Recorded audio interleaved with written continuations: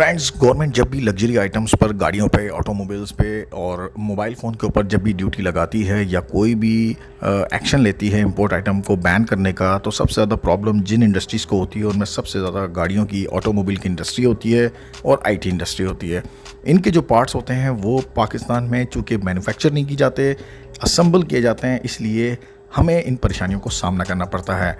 अब मुझे समझ में नहीं आता कि जब ये प्लांट पाकिस्तान में लगाए जा रहे थे, सुजुकी, होंडा, टोयोटा और एमजी का, इनसे ये बात करनी चाहिए थी कि जनाब आप यहाँ पे प्लांट मैन्युफैक्चरिंग प्लांट लगाएंगे, असेंबलिंग प्लांट नहीं लगाएंगे, क्योंकि जब मैन्युफैक्चरिंग प्लांट लगते हैं तो रोज़गार बहुत ज़्यादा डेवलप होता है और लोगों को बहुत ज़्यादा रोज़गार मिलता है।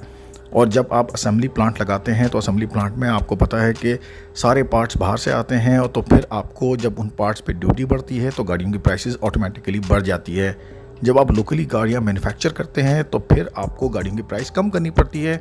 इसकी बिल्कुल सिंपल एग्जांपल आप इंडिया से ले सकते हैं कि इंडिया में गाड़ियों की प्राइसेस कम हैं, इतनी कम है कि अगर मैं ये कहूँ कि 50-60% कम है तो बिल्कुल गलत नहीं होगा, बल्कि कहीं कुछ प्राइसेस तो इससे भी ज़्यादा कम नज़र आती हैं। फ्रेंड्स, किसी भी मुल्क की तरक्की का जो दारोमदार होता है उस मुल्क की जीडीपी के ऊपर होता है, यानी कि उस मुल्क की मजमूई पैदावार जो है वो कितनी है, उसका क्या परसेंटेज है, वो मुल्क कितना मैन्युफैक्चर करता है उस चीज़ को। दूसरा, ट्रेड डेफिसिट ट्रेड डेफिसिट क्या होता है कि जब आपके इंपोर्ट और एक्सपोर्ट में तवाज़ुन बरकरार नहीं रहता, यानी कि आप इंपोर्ट ज़्यादा करते हैं और एक्सपोर्ट कम करते हैं, तो आपके मुल्क में एक ट्रेड डेफिसिट पैदा हो जाता है, एक खसारा पैदा हो जाता है, जिसको पूरा करने के लिए आपको अपनी इंपोर्ट कम करनी पड़ती हैं या अपनी एक्सपोर्ट बढ़ानी पड़ती हैं। तो दोनों में से जो आसान काम नज़र आता है गवर्नमेंट को, वो अपनी इंपोर्ट को कम करना नज़र आता है कि किस तरीके से हम इंपोर्ट को रोक सकें। तो तमाम लग्जरी आइटम्स के ऊपर बैन लगा दिया जाता है कि भाई आप इन आइटम्स को बाहर से नहीं मंगवा सकते। जब आप बाहर से कोई चीज़ मंगाते हैं तो आपको डॉलर पे करना पड़ता है। डॉलर पे करने से डॉलर मुल्क से बाहर जाता है। जो चीज़ मुल्क से बाहर जाती है उसकी यहाँ पे तलब बढ़ जाती है। जब तलब बढ़ जाती है तो उसकी वैल्यू ऊपर चली जाती है। आपको पता है कि जब डॉलर की वैल्यू ऊपर गई पाकिस्तान में तो गवर्नमेंट ने फ़ौरन लग्जरी आइटम्स के ऊपर बैन कर दिया। लेकिन जब बैन किया तो ये सोचा कि यार जब ये गाड़ियाँ पाकिस्तान में CKD किट्स, इसकी CBU यूनिट्स नहीं आएंगे, मोबाइल फ़ोन नहीं आएंगे, तो कुछ इंडस्ट्री बैठ जाएगी पाकिस्तान में जो कि पाकिस्तान का रेवेन्यू जनरेट कर रही है किसी हद तक।